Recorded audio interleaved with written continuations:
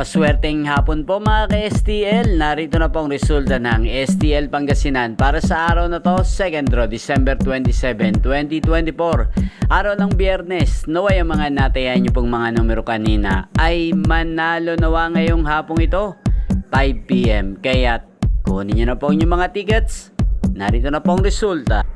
Ang mga numerong nanalo sa STL Pangasinan ngayong hapong ito, December 27, 2024, 5 PM. Second draw result, 28 at 12 in exact order.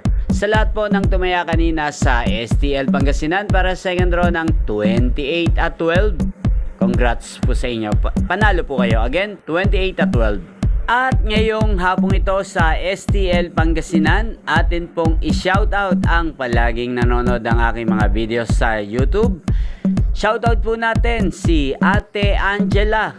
Ate Angela ng Pangasinan, shoutout po sa iyo. Naway nasa mabuti ka pong kalagayan. At sa lahat po ng mga taga Pangasinan dyan, shoutout po sa inyo. Naway ang mga inaalagaan nyo pong mga numero sa Pangasinan ay manalo na po ngayong hapong ito. Inyo pong napanood ang resulta ng STL Pangasinan sa channel na to, Roderick Hernandez TV. Maraming salamat po sa patuloy nyo pong panonood at pagsuporta sa aking channel. Huwag pong kalimutang mag-subscribe. Thank you for watching. Magkita-kita pong muli tayo mamayang 8:45 PM dito po sa channel na to. Merry Christmas and Happy New Year!